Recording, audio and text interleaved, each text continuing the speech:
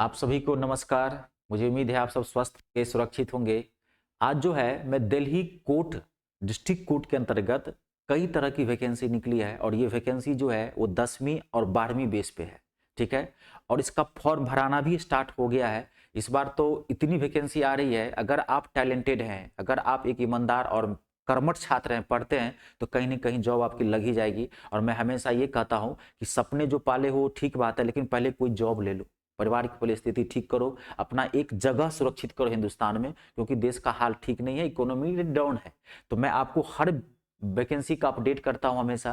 तो मैं आज आपको दिल्ली कोर्ट के डिस्ट्रिक्ट कोर्ट के अंतर्गत कई वैकेंसी निकली है, मैं पूरा आपको जानकारी देता हूं, कौन कौन पद हैं, कितने मान लीजिए कि उसमें सीटें हैं, कौन फॉर्म भर सकता है, सारी चीज बताऊंगा। और मैं आपको ये भी बता दूंगा कि कौन पोस्ट पे आप फॉर्म भरो। ठीक है, पूरा मैं आपको नॉलेज दूंगा। तो स्टार्ट करते हैं। तो ये जो वैकेंसी है वो district court Delhi district court की वैकेंसी है, इसके अंतर्गत 2024 की। ये इसका नोटिफिकेशन है गवर्नमेंट की तरफ से। और ये जो वैकेंसी निकली है, पहले बताता हूँ, ये डीएसएसबी के थ्रू वैकेंसी निकली है, Delhi subordinate service selection board, DSSB के थ्रू वैकेंसी निकली है। ये वैकेंसी DSSB के थ्रू वैकेंसी निकली है, लेकिन निकी वैकेंसी है किस चीज के लिए? तो डिस्ट्रिक्ट कोर्ट के लिए। समझ गए ना, जो दिल्ली में जो डिस्ट्रिक्ट कोर्ट है, कई तरह के दिल्ली में मतलब कई डिस्ट्रिक्ट कोर्ट है, आप जानते होंगे, रोहिणी में है, जो है सो द्वारका में है, करकरडुमा में है। तो डिस्ट्रिक्ट कोर्ट में कई पोस्ट निकले हैं, उसका डिटेल है, लेकिन वैकेंसी निकली है DSSB के थ्रू। ठीक है, मैं इसका आपको ऑफिशियल वेबसाइट भी बता दूंगा, फॉर्म कैसे भरेंगे वो भी बता दूंगा, पूरा डिटेल दे दूंगा। ठीक है, ये इसका ऑफिशियल नोटिस है। और फॉर्म जो है वो भराना स्टार्ट हो गया है, 20 मार्च से इसका फॉर्म भराना स्टार्ट हो गया है।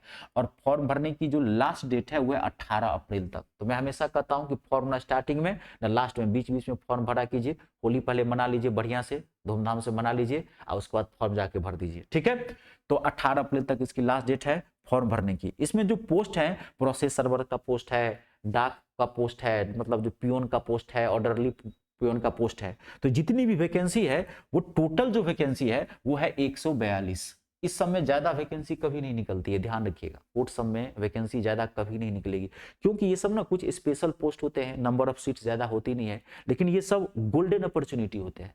क्योंकि सारे बच्चे जो हैं इस पर फॉर्म नहीं भर पाते हैं, बच्चे का उतना ध्यान नहीं जाता है, वो जानता भी है तो फॉर्म नहीं भरना चाहता है। मतलब इसमें ज्यादा बड़े, एक तो आप जानते हैं हिंदुस्तान में सरकारी नौकरी लेना आसान तो नहीं है, लेकिन अगर मान लीजिए SSC मान लीजिए MTS है, CHSL है, या यूपी पुलिस है, तो उस समय ना बच्चे ज्यादा अट्रैक्टिव होते हैं उस वैकेंसी के प्रति, इस सब पे उनका ज्यादा ध्यान नहीं जाता है। तो ये सब एक बेहतरीन मौका होता है, फॉर्म सब भरा करो, एक भी फॉर्म छोड़ो मत। अगर एक सीट की वैकेंसी निकली है तो ये सोच के भरो कि वो सीट हमारी है। समझ गए, टैलेंटेड बनिए, पढ़ने पर फोकस कीजिए और फॉर्म साथ ही साथ भरिए। बहुत सारे बच्चे सोचते हैं कि नहीं पहले हम कोर्स कंप्लीट कर लेंगे, फॉर्म बाद में भरेंगे, ऐसा कभी मत सोचना। ठीक है, तैयारी करना अलग चीज है और फॉर्म भरना अलग चीज है, समझ रहे हैं ना? हाँ, तो तैयारी भी साथ साथ चलने दीजिए और फॉर्म भी, हर एक फॉर्म भरते रहिए। ये मैं आपको अपने अनुभव के आधार बता रहा हूँ, ये मेरा 10-12 सालों का जो टीचिंग का जो अपना अनुभव है, मैंने बहुत हजारों विद्यार्थियों को देखे हैं, तो वही अनुभव मैं शेयर कर रहा हूँ कि फॉर्म सब भरिए। फॉर्म भरने से, ये फॉर्म इसलिए नहीं भरा जाता है कि आपको नौकरी लगी जाएगी, फॉर्म इसलिए भरा जाता है कि हम अपने स्ट्रेंथ को जज करते हैं, हम कितने पानी में है, हमारा स्ट्रॉन्ग पॉइंट क्या है, हमारा वीक जोन क्या है, कौन सा पेपर हमारा अच्छा है, कौन सा, तो फॉर्म भरना बहुत जरूरी होता है। ठीक है, तो हर फॉर्म भरिए। पहले पहले एक उद्देश्य रखिए कि एक गवर्नमेंट जॉब लेनी है, चाहे वो कोई भी हो, उससे कोई मतलब नहीं है, बाकी आप बाद में देखेंगे। टैलेंटेड हो गए तो बहुत आगे बढ़ सकते हैं आप डिपार्टमेंटल एग्जाम दे करके। ठीक है, तो इसमें वैकेंसी की मैं चर्चा कर देता हूं। इसमें 10वीं और 12वीं बेस पे वैकेंसी है। ठीक है, 12वीं बेस पे वैकेंसी 9 के बराबर है। 12वीं बेस पे वैकेंसी, सिर्फ 12वीं की चर्चा करते हैं। डाटा एंट्री ऑपरेटर की वैकेंसी है 12वीं बेस पे, मात्र इसमें 2 सीटें हैं। और आपके पास 12th की डिग्री होनी चाहिए, और जो कंप्यूटर का बहुत अच्छा नॉलेज होना चाहिए, इंफॉर्मेशन टेक्नोलॉजी का, कंप्यूटर का जो डाटा ऑपरेटिंग कंप्यूटर का नॉलेज है वो होना चाहिए, तो भर सकते हैं।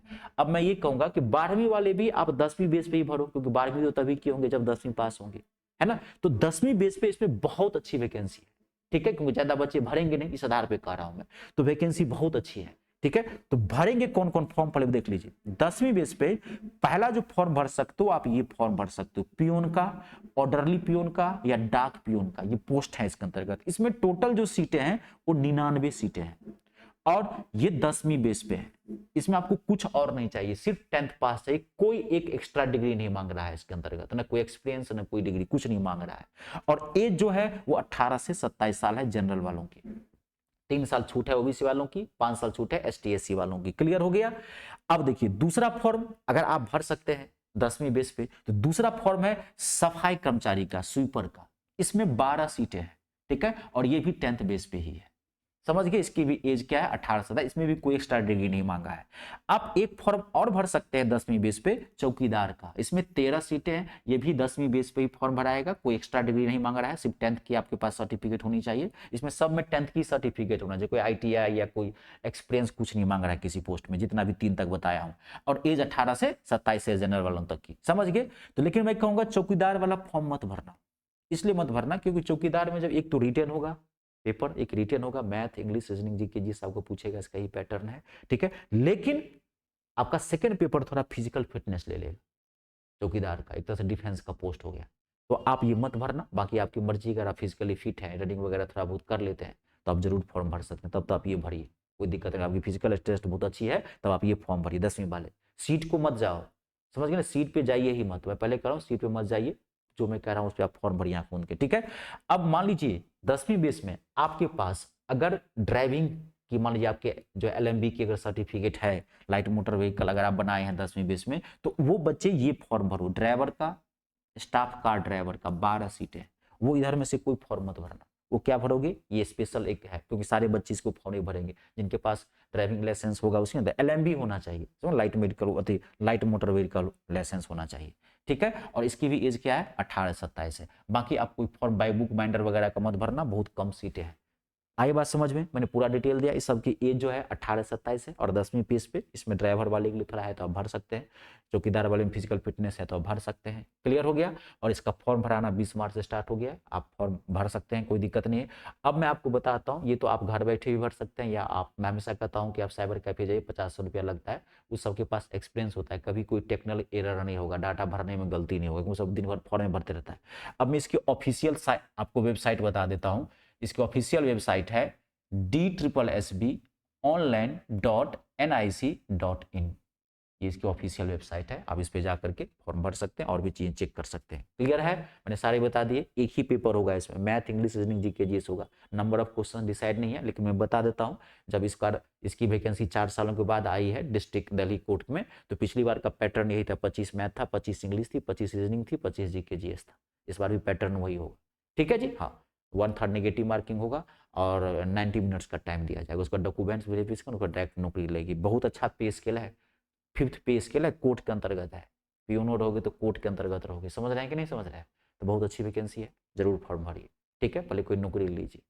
क्लियर ना। चलिए आज के लिए इतना ही, नमस्कार, धन्यवाद।